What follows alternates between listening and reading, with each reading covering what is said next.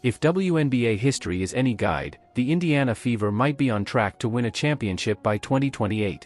However, they could make the wait shorter, as you will learn in this video. Despite their recent struggles, which include a 30-100 record over the past 4 years and a 7-season playoff drought, there is renewed hope for the franchise. This optimism stems from their back-to-back #1 draft picks, forward Aaliyah Boston in 2023 and guard Caitlin Clark in 2024. The Fever are following a successful blueprint, as the 3 previous WNBA teams to secure consecutive #1 picks all won championships within 4 years. The Seattle Storm achieved this feat twice, and the Las Vegas Aces have claimed the past 2 titles. The Fever nearly had 3 consecutive top picks, selecting forward Alyssa Smith at #2 in 2022 before drafting Boston and Clark. The influx of premier talent has rapidly elevated the fortunes of Seattle and Las Vegas, turning them into championship contenders. Many of these #1 picks were transcendent players who became the focal points of their teams, often leading their championship-winning squads in scoring. "We're so excited for this year because we have so much talent," Boston said during the Fever's media day.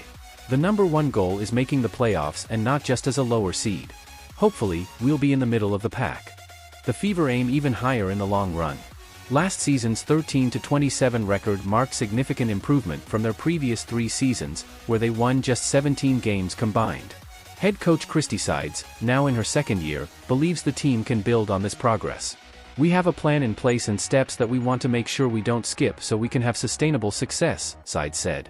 Indiana's general manager, Lynn Dunn, brings experience and optimism.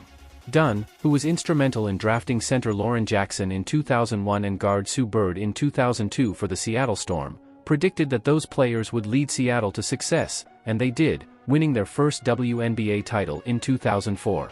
"It speeds up the process," Dunn told ESPN about adding young talent in consecutive years. "Getting a post and a point guard in Aaliyah and Caitlin with those picks, like Jackson and Bird, they can be the focus of your team, and then you can build around them." Dunn emphasized the importance of veteran players like Kelsey Mitchell and Erica Wheeler, who can help ease the burden on Boston and Clark.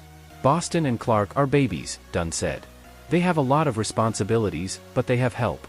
Boston and Clark are expected to transform the Fever much like Jackson and Bird did for Seattle and Aya Wilson and Jackie Young did for Las Vegas.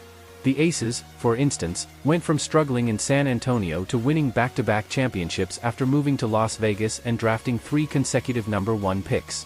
The Fever hope their struggles since 2016, when they last made the playoffs, will similarly pay off.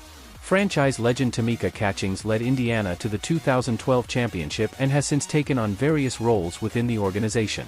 Dunn returned to lead the Fever back on track, believing in the potential of their recent draft picks despite a challenging past. "The losses have made me who I am and have made our culture what it is now," said players like Mitchell. The Fever's culture shift now includes a belief in their potential as contenders.